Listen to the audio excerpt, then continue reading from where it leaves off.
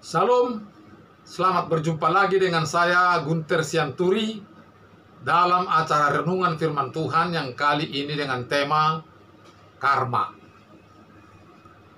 Menurut Kamus Besar Bahasa Indonesia, karma artinya hukum sebab akibat.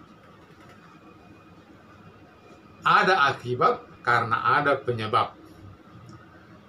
Mungkin bisa terjadi banjir, penyebabnya adalah hutan ditebangi. Bisa terjadi asap, penyebabnya adalah karena ada api. Itulah hukum sebab akibat. Ada penyebabnya, maka terjadilah sesuatu. Tak jauh bedanya dengan firman Tuhan dalam Galatia pasal 6 ayat 7. Firman Tuhan berkata di sana, "Jangan sesat. Allah tidak membiarkan dirinya dipermainkan.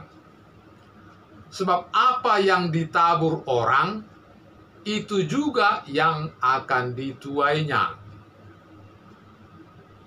Apa yang ditabur, itu yang akan tumbuh, itulah yang akan dituai. Memang seperti itulah yang kita lihat di alam semesta ini. Jika kita menanam jagung, maka yang tumbuh adalah jagung. Jika kita menanam ubi, maka yang tumbuh adalah ubi. Jika kita menanam padi, maka yang tumbuh adalah padi. Sebenarnya itu baik, karena dengan demikian ada jaminan bagi kita untuk bekerja tidak sia-sia. Coba kita bayangkan seandainya yang kita tanam adalah padi, tahu-tahu yang tumbuh rumput duri. Nggak ada jaminan. Tentulah kita tidak senang. Tapi juga ada hal negatifnya. Sebab kalau tak sangka, tak sadar, ada orang yang menabur rumput duri, maka rumput durilah yang akan tumbuh. Jika ada orang yang menabur lalang, maka lalanglah yang akan tumbuh. Adakah yang menabur lalang lalu padi yang tumbuh? Tidak ada. Tanah selalu konsisten menumbuhkan apa yang ditabur. Saudara,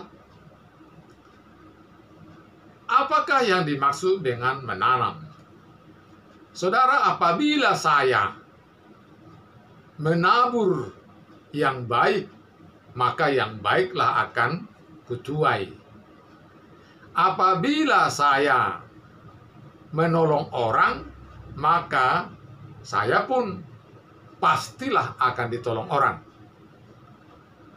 Tetapi apabila saya mengganggu anak orang, maka saya atau anak saya atau cucu saya juga akan di lain waktu akan diganggu orang. Yang sejalan dengan itu yaitu Keluaran pasal 20 ayat 4, bahwa Tuhan berfirman, "Aku akan membalaskan kesalahan bapa kepada anaknya, kepada keturunan yang ketiga dan keempat, daripada orang-orang yang membenci aku."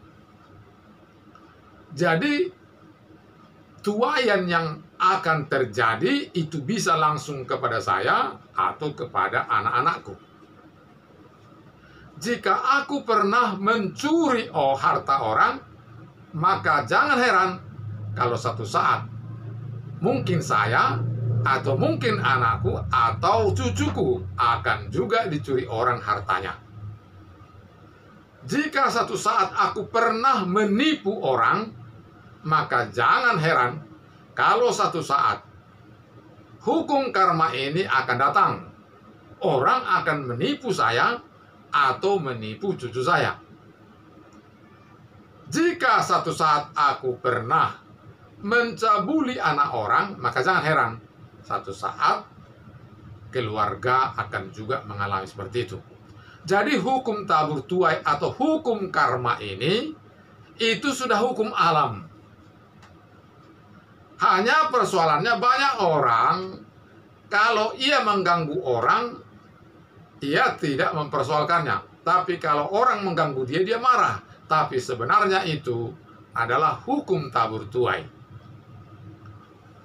Saudara, kalau ada orang yang berkata, kalau orang yang berkata demikian, menghina misalnya, apakah saya tidak marah? Apa enggak saya boleh balas? Saudara, Roma pasal 12 ayat 17 berkata, membalas adalah hak Tuhan. Kita tidak boleh membalas. Kita hanya tetap menjaga supaya nanti di hari-hari kita yang akan datang tidak terjadi demikian. Karena mungkin saja orang melakukan seperti itu karena juga perbuatan nenek moyang saya kepada orang lain sehingga itu ditimpakan kepadaku. Jadi kalau nenek saya juga pernah menjahati orang, maka itu bisa juga terjadi kepada saya yang sekarang. Jadi itu tidak perlu dibalas. Karena firman Tuhan dalam Roma 12 ayat 17 pun jangan balas itu. Karena hak yang membalas adalah hakku, kata Tuhan. Jadi dengan kata lain, kalau kita mengharapkan segala sesuatu dalam kehidupan kita, kehidupan cucu kita, anak-anak kita di hari-hari yang akan datang, baik-baik saja, berjalan lancar, damai, tentram, tidak ada kebakaran, tidak ada bencana, semua berjalan seperti harusnya, maka yang harus kita lakukan dari mulai sekarang, mari kita berbuat seperti yang kita harapkan diperbuat orang lain kepada kita, kita perbuat juga sekarang. Kita menolong orang yang tidak bisa ditolong, lalu kita tolong. Menghindari diri dari mengganggu orang, mencurinya, menghinanya, mengecilkannya, membohonginya. Jadi kita membuat orang lain senang, maka nanti semua keadaan kita, baik cucu kita, anak kita, akan terjadi yang membuat damai, bahagia, dan tenang. Yesaya pasal 58 ayat 8 berkata, bahwa ketika kau telah seperti itu, berjaga-jaga dan menghindar dari segala dosa, maka mulai saat itulah terangmu akan merekah seperti fajar. Dan Tuhan yang akan membentengimu dan memberkatimu dari hari ke hari. Saudara, terima kasih. Tuhan memberkati. Sampai jumpa. Salam.